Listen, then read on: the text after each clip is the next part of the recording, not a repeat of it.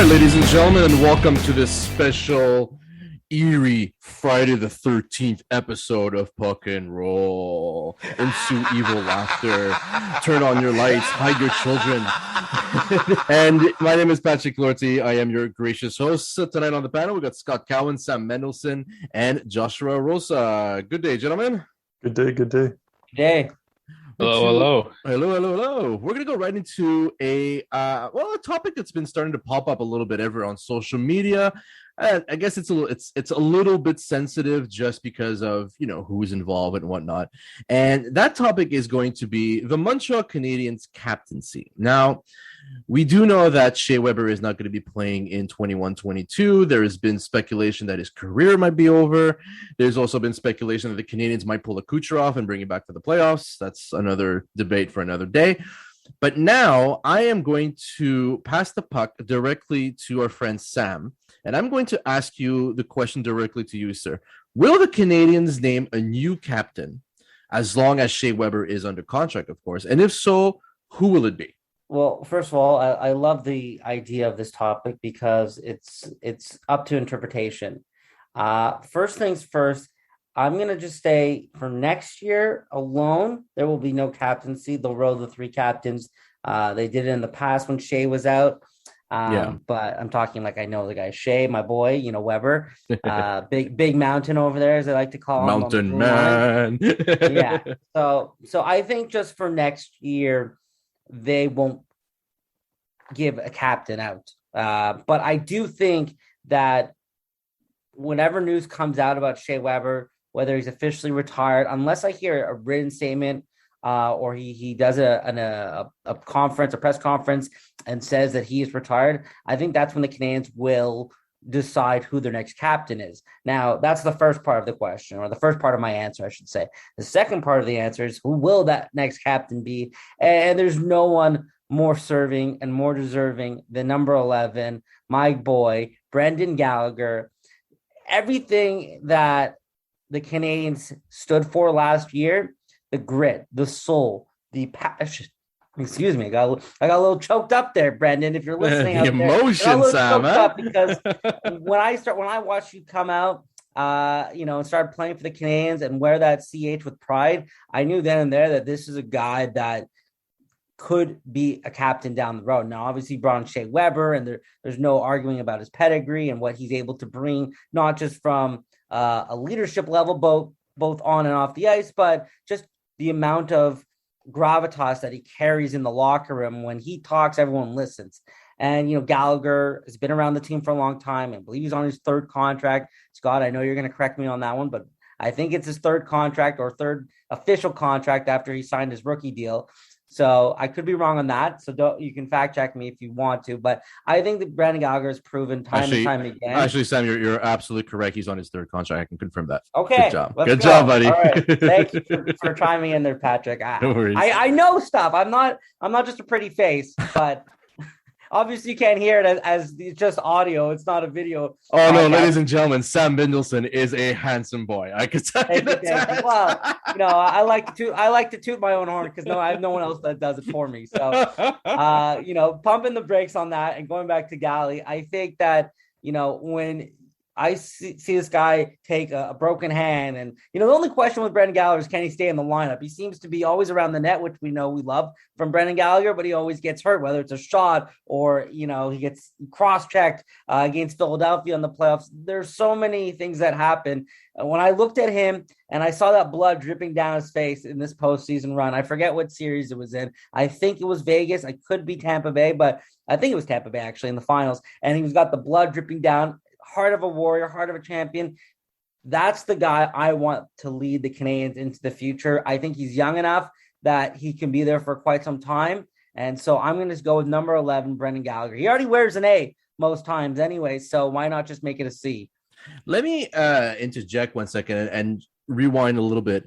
When you were talking about his health, right? He always seems to be injured once in a while, but that just comes with the style of play, right? Now, take into consideration that this year is the first year of his big contract, $6.5 million for 6 years until the 26-27 season. Full no trade clause, full no movement clause. He is not going anywhere unless he wants to. Now, he is 29 years old. And he's had more than one injury. He's got some serious injuries, a lot with his hands, his wrist, etc. Now, do you take the risk of actually putting the C on someone who might not be able to play 82 games a year? Or do you say, okay, you know what? We're going to maybe give it on another type of leader, and someone like Jeff Petrie, for example, who I think on the short term could be a great captain, and then you kind of just set the stage for someone in 2-3 years, for someone like Nick Suzuki, who seems to be a very popular choice for a future captain? Or do you just say, you know what, Galley's been with us forever, he's the heart and soul of this team, let's just go through thick and thin with him the same way we did with Weber? I think that when you're playing professional hockey or any professional sport, there is a chance of injuries. Gallagher's had his fair share. We can all admit that. I don't think that diminishes his resume, what he brings on the ice, his attitude in the locker room, his post-game conferences that are just about, I don't care what role I'm in, what position I'm in. I just want to win. And to see the emotion and I mean, all the players were emotional, but for Gallagher to come out after the Game 5 loss in the Cup final against Tampa Bay and see that emotion, see that choked up, that to me is the guy I want leading to the Canadiens into the future. Yeah, he leaves his heart on the ice, man. Yeah, I'll totally agree with you on that. That's what I want. Man. Yeah, totally. There's a statement to be made about Gallagher, and this is a completely non-agreeable point, I find, to mention that Gallagher should be named captain, because for all that he's done for this team and for the fact that he's stuck with this team and through his extension that he chose to resign with the Canadiens and that he really truly wants to play here, he's done a lot for the city beyond just his contributions on the ice, and he's sort of given this city a true player to root for along with Shea Weber. Now, while I do think that going into the next season, Weber should remain, or the captaincy shouldn't be awarded to anyone else. I mean, Weber got the icebreaker for us in the conference finals, and for all we know, that might be the final goal he scores on NHL ice. So I feel like he still deserves that honor for everything that he gave to us this past season, to still be in that captaincy spot for next season. But should Weber's career ended, I'm going to completely agree with you and say that Gallagher, I think, should be named captain. He's given his heart and soul to this team, and I think he deserves to be rewarded for it. Josh, what do you think? Well, on the point of Gallagher's injuries, the nice thing about his injuries, if you could call them nice, is that they're all kind of a point of contact injury. They're not like a structural knee problem or a hip problem that he's going to aggravate. It's going to the front of the net and getting the puck on the hand kind of thing from a slap shot. It's not something that you really have to worry about long term. You'd like to have them not happen anymore, but then you're neutering his greatest strength of tenacity going to the middle of the net. So yeah, there's no question that Gallagher is going to be the next captain. It's just going to be a question of when. I think without knowing Shea Weber, it's going to be up to him. If he feels that he could come back, I think he's going to want to keep the C. But if he's saying that he's not seeing a future, if he wants, he can say, just give it to Brendan Gallagher or give it to him for a year and see where it goes from there. But it's the respect that he holds. It's going to be up to Shea Weber what he wants to do with it. So the general consensus, in the popular consensus, that, okay, Galley's going to get the C.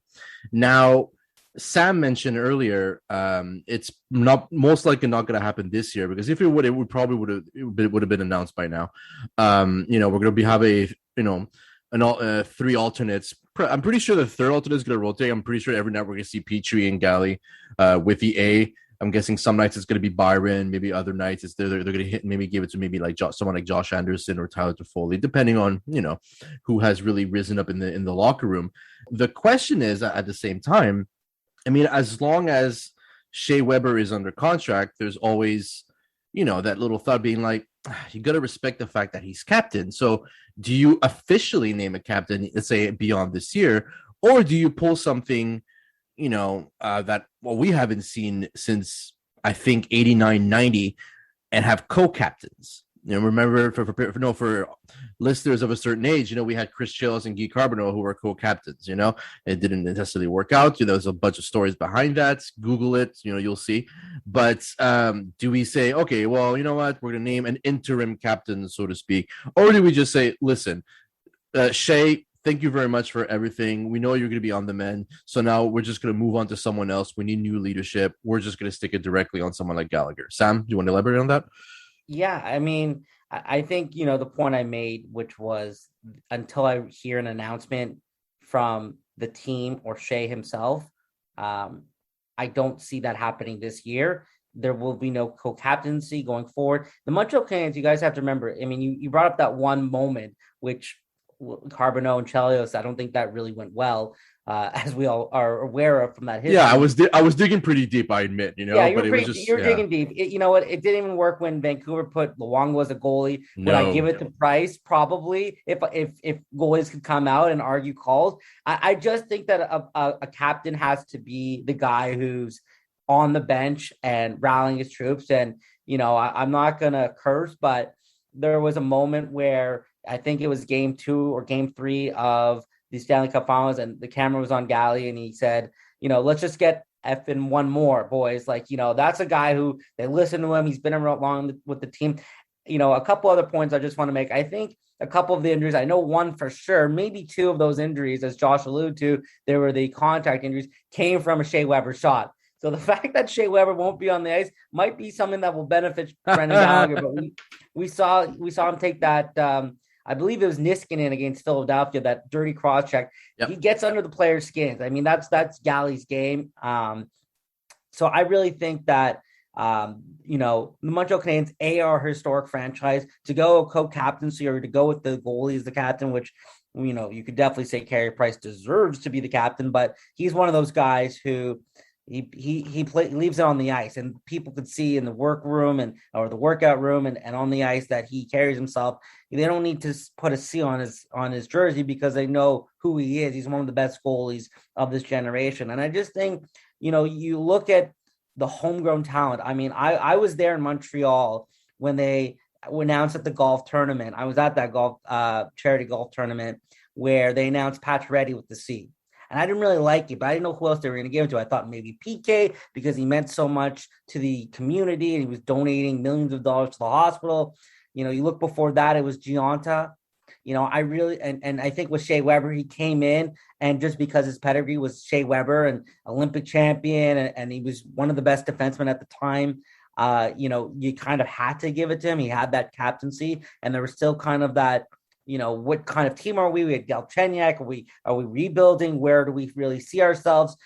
You look at Brendan Gallagher, and I think back to Saku Koivu, who, in my opinion, in my lifetime, was probably the best captain that I ever saw. Not homegrown that he was born in Montreal, but they drafted him. They built him through the ranks. He's been with the team. He's seen the ups. He's seen the downs. He's seen the success of getting to a cup final, the losing in Tampa Bay last year. There's, I'll put this out to the panel. I don't know who else you can pick. I love Nick Suzuki, but I don't think he's that guy just yet. And I think Gallagher at 29, entering his first of 6 years, as Patrick mentioned, is the right choice. Yeah, the thing that you point one, it's really important to point that out because not since Saku Koivu have we had someone that was actually groomed, so to speak, to become the captain, and he was drafted here, not since Guy Carbonneau for that Absolutely. matter, where he had Bob Gainey with him to help him out and everything. Now with Gallagher, exactly, he went through thick and thin. He went through the bad years also with the Habs, and then coming in, and he saw guys like Giunta and Weber and Eric Stahl, who used to be captain in Carolina. He just got Corey Perry, who's considered a big leader, and a little. And I'll send it to Scott after this. A little note as well is the presence of Alex Burrows behind the bench, where if you guys remember when he was in Vancouver, he played the same style as Brendan Gallagher. He's crashing into the net, he's chirping his mouth up, he's rah behind the bench and everything. Similar players, similar stats for that matter, if I recall correctly. So there's someone who could actually be like, tell them, okay, like here, you could do this, you cannot do that, and et cetera, et cetera. Scott, I'm going to send it over to you. What do you think? I definitely agree with your sort of what you said about Burrows and Gallagher and their similar play styles. I don't know if they have similar play styles. They came from similar walks